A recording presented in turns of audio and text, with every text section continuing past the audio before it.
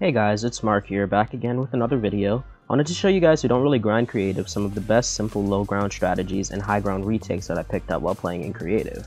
I've got a few that are simple to learn that will help you out in intense build battles, and when strung together can be used well against other players, assuming you practice them enough in normal situations. But before we start the video, make sure you guys like, comment, and subscribe if you like the video, and yeah, let's get right into it.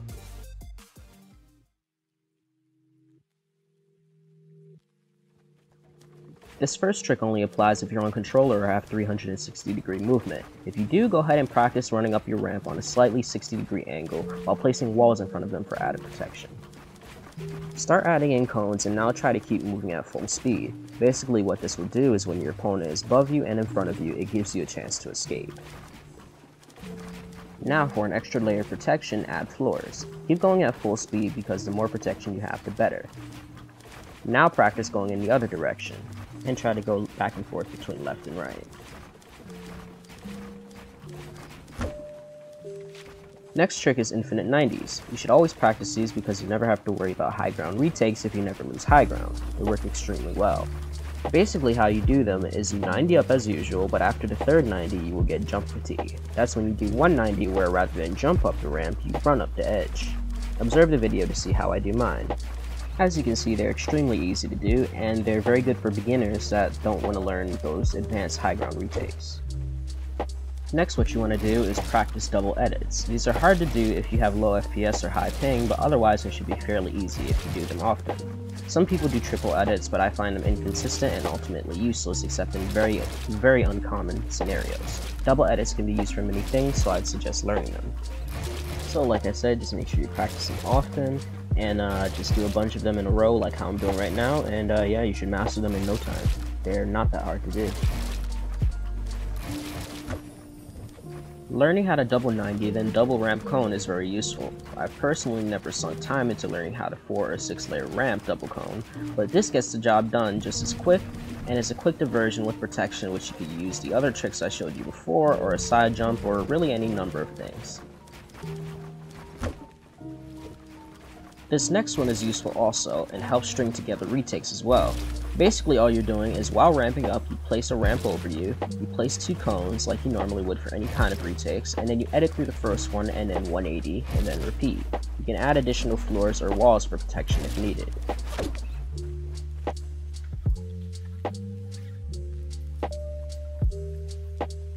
Alright, so what I'll do is I'll play out how the clip would look at normal speed and then break down how it works. For this one, you just place a wall in front of you while you ramp up, and then place a cone on top, and then on top of that cone you place a ramp, floor, and then ramp again while jumping simultaneously and editing through the floor. It also works if you want to do a double edit instead. Alright, and then here's how you do it. You ramp up as usual, double edit, and then you place a ramp, floor, and then ramp again while jumping simultaneously and then editing through the floor again. Cool thing about this is you can do it while scissor ramping too. To do it while scissor ramping up, you have to place 2 cones, and on that cone you have to place a stair, a floor, and then another stair. This is what's known as reverse 90 by phase montages. Just like last time, you want to do the exact same thing up into the cone, then you're going to want to place 3 walls and then a ramp. Just like the last one, you can do the same thing for double editing. You simply do a double edit, you place 2 walls, and then a wall ramp all at the same time. And of course it can be done while scissor ramping as well. Once again, you scissor ramp up, you place 2 walls, a wall, and then another ramp. This one is a little hard to do consistently because sometimes your ramps just straight up don't place. Once again, you start off building the first wall, the cone, and then the 2 ramps. Then you build a floor, a ramp, and then you build another ramp, a floor, and then another ramp, just like that. It's a lot easier to do with double edits, just like that. Once again, you ramp up, double edit, place the 2 ramps, floor, ramp, edit through, ramp, floor, ramp, and then you're done. This is the protected scissor ramp version of that same retake. It's a lot harder, so it's more so just to show off.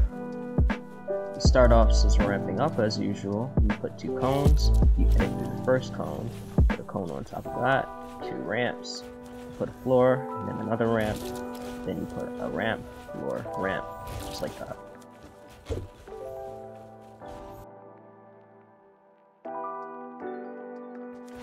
This right here is a weird combination of the glyphal cone and a 90 I came up with. It stops momentum, but sometimes it's good for tricking an opponent if you time it right. These are just some side jump variations. This is an unprotected side jump. This is a protected side jump with one wall. Practice these often because they aren't as hard as they look. These are protected side jumps with two walls, so it's a little bit harder. The YouTuber RazerX does these a lot. This is just to show you how you can start a scissor ramp from a couple different ways. A few of them are advanced. This one right here takes a lot of skill and is very difficult to pull off consistently. The reason why you edit the cone before you edit the wall is because the wall breaks when it's not connected to another piece. Once you add the cone into the mix, it won't break. This method of double ramping is mostly just for style and flexing though.